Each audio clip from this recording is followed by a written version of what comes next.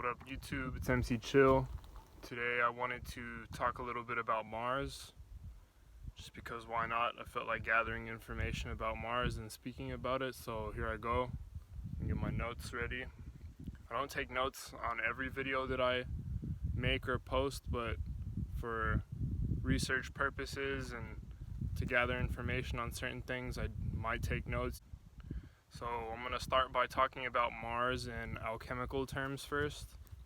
Mars in alchemical terms is associated with the metal iron, and iron influences intense and often violent energy that brings dynamic power to all it encounters. It increases psychic ability as well as motion and power in the physical realm. The day of the week Mars represents is Tuesday. A stone that is associated with Mars is amethyst. Mars corresponds to the muscular system, the male sex organs, the marrow, our blood formation, the adrenaline, and purging of the body to maintain health. So, which zodiac signs does Mars rule? Aries and parts of Scorpio. Mars rules the solar plexus chakra as far as I'm concerned. Some would say that it's the root chakra because Aries has that red survival energy, but I'm not going to argue with people about that. One way that I can confirm that it is the solar plexus chakra is because we use the mantra Ram for the solar plexus chakra, the third one. And what does Ram sound like? Sounds like the ram, which is Aries, and that is what Mars rules, and that is how I've confirmed that it is the solar plexus chakra. The organ that corresponds with Mars is the gallbladder. Its place in the endocrine system is the pancreas. Some say it's the adrenal glands. I'm not 100% certain about that, but what I am 100% certain about is that the frequency used to tune the solar plexus chakra is 538 hertz, and this has to do with transformation, miracles, and also DNA being repaired. Alright, so now to talk about Mars, the actual planet itself. So Mars actually used to be like Earth. It had giant oceans, extensive greenery, but then shit went south from an apocalyptic scenario, war using nuclear weaponry, and there is a child who is no longer a child. He's now 22, I believe, named Boriska Kiprianovich, who said that in his past life he lived on Mars, and this is proof of reincarnation, and that is a real thing, because if you have past life remembrance of what you were doing, this proves that reincarnation is real. However, in his Martian life, he was a Martian in his past life, he said that him and his brethren, his people, they stayed over 2 meters tall. They stopped aging at the age of 35, and that they could breathe in carbon dioxide. And there was a nuclear war that took place on Mars, and everything burnt down, and only some of them survived, and that people like him still live there. They built shelters and created new weapons, and based on these shelters that they built, I think this is how we know that there's underground bases on Mars. Besides that, he said that he visited Earth while working as a pilot on Mars, and the Martians had a close relationship with ancient Egyptians. I'll explain later how this ties in. He also explained that there was something special about the Sphinx, and that great monument will be unlocked, and that a lot of life on Earth would change after someone can figure out the mechanism behind the ear of the Sphinx. I think that might be a way to potentially maybe unlock the hole at the top of the Sphinx. And with where I'm stationed right now, I'd love to be the person who cracks that code. But if someone beats me to it, thank you for changing life on Earth. Besides that, I'm going to speak about the Cydonia pyramids right now. They're pyramid mounds discovered in the region of Mars called Cydonia by space probes known as Viking 1 and Viking 2. These are space probes launched by NASA in 1975, but they got to Mars at 1976, And then they started capturing images of what looked like a face on Mars. And they took different images of it. It was most clearly seen in 1976. They took images of it in 1998, in 2001. And this face was found by those Mars pyramids, like by the pyramid structures in the Cydonia area. The same face that they found on Mars was found in Israel, and this face is over 5,000 years old. I'm talking about the one on Israel, and the monument there is at Deir Alla, or Deir Allah, which the first records of the use of the Hebrew word Elohim were found on this Bronze Age mound on the border of Israel. That's where the face is found. It's near the border of Israel. And the word Elohim means people from the heavens. And there is a link with this story and how that face is actually the face of God. That face of God is even mentioned in the Bible, where it states in the same words from the Bible that it's exactly where it found at Succoth. And in the Hebrew Bible, Peniel is a place not far from Succoth, on the east of the Jordan River and south of the river Jabbok. And it's also called Peniel, like pineal gland, you know, this face of God. Peniel means face of God. And I think it was found by Jacob, who claims to have seen the God face to face, Jacob, you know, claims to have seen God face to face before he was delivered. And I think it's interesting that the face of God is called Peniel or Penuel, which sounds a lot like pineal gland. I think that's interesting because in this Israel location, on the mound of the face of God, there is something that looks like a pineal gland, or the eye of Ra, above the right eye of the face found there. And this is also near the cave where the metal codices were discovered, with star maps and the Tree of Life references. There's 70 of those metal books, and they're from Jordan. They're known as the Jordanian codices. You guys can put more research about that if you want, because I have more things to talk about Mars for now, but it speaks of ancient truths, and yes, something you guys can look into. So more about the star maps.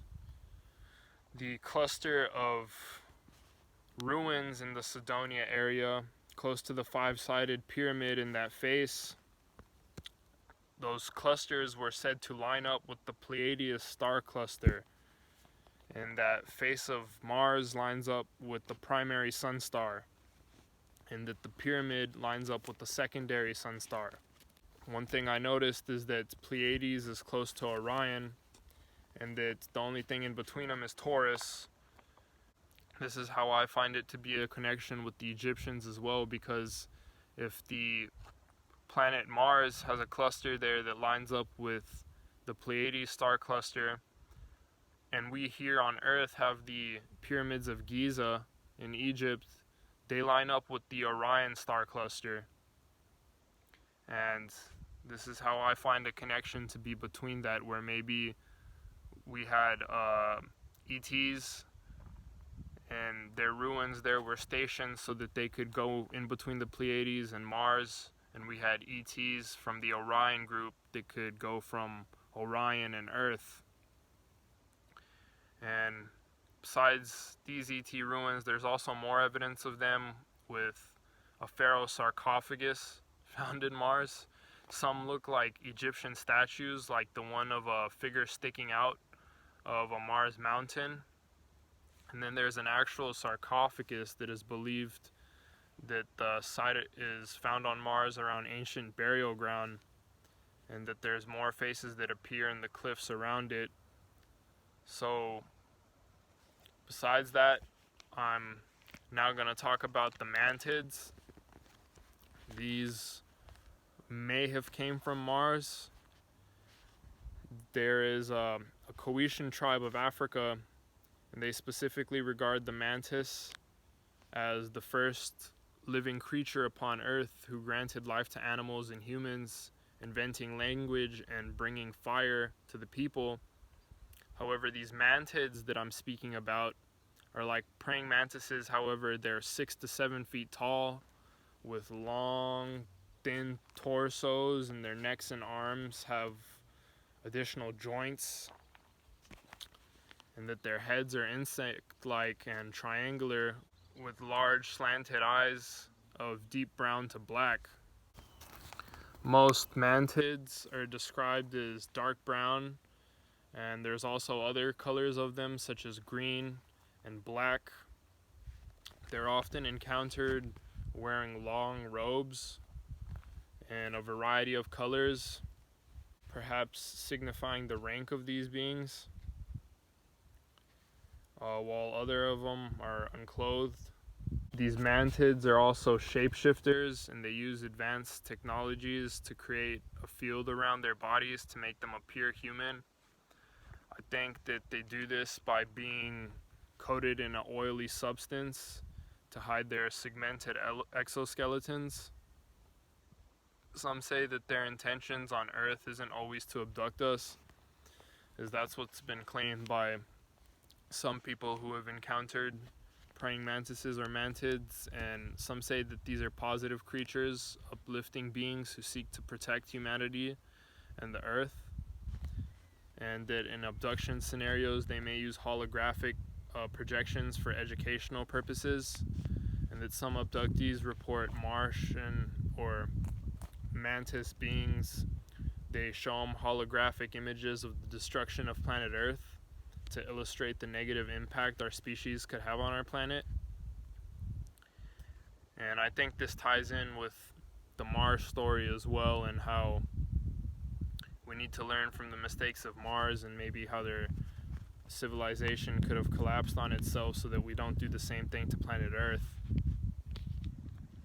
However, regarding the mantids, some report that there's an increase in psychic abilities post-abduction, and that these mantis possess the abilities to abduct people at ease using telepathic words of comfort that eliminate the fear of an encounter.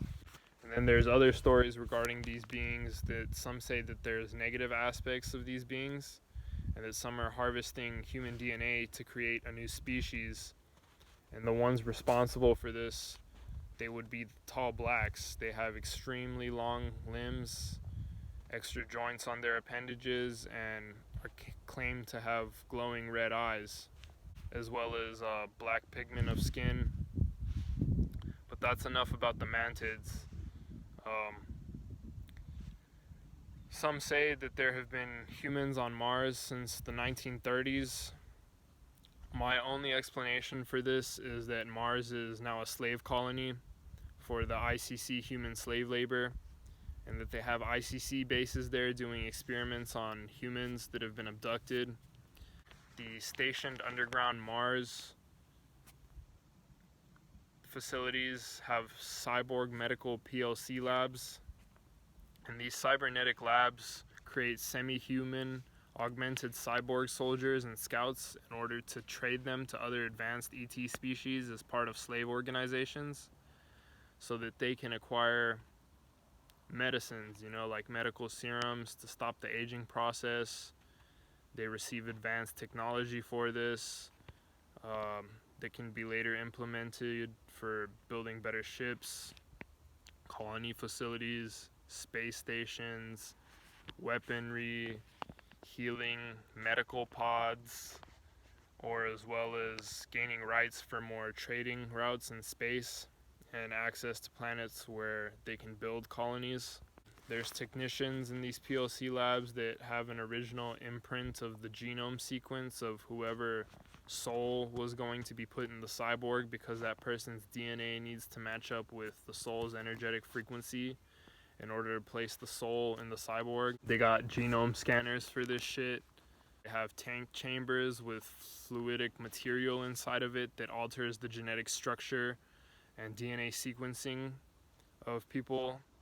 They have cybernetic robots in these chambers. They can have alien characteristics so that they can be remote controlled. These fluidic tank chambers used to create the hybrid species of splicing alien DNA, an animal with human genetics, are used to form super soldiers or scouts.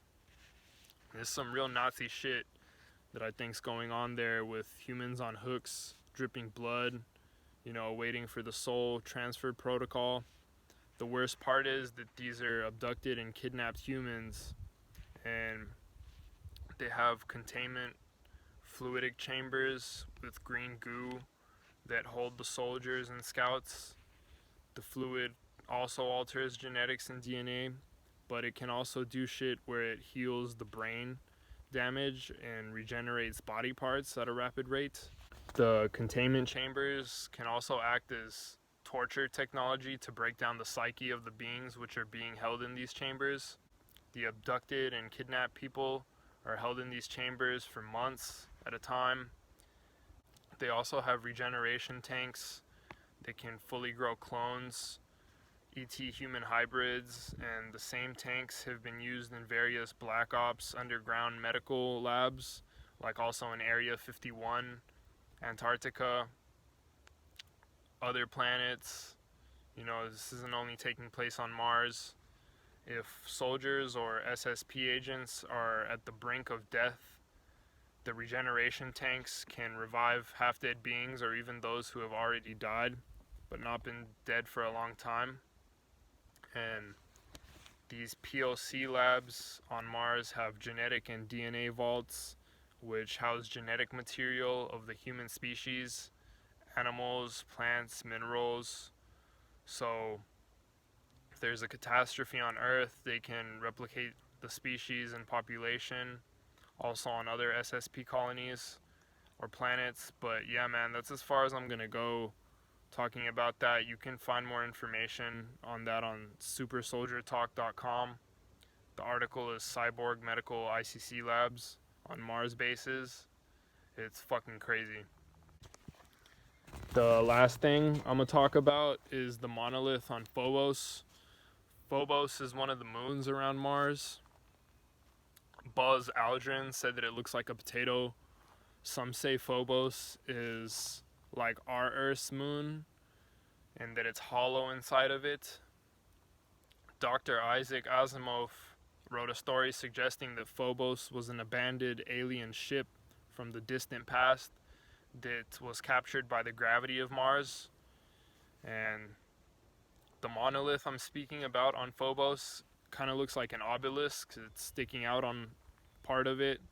And we have obelisks here on Earth, and some are said to be filled with quartz crystals.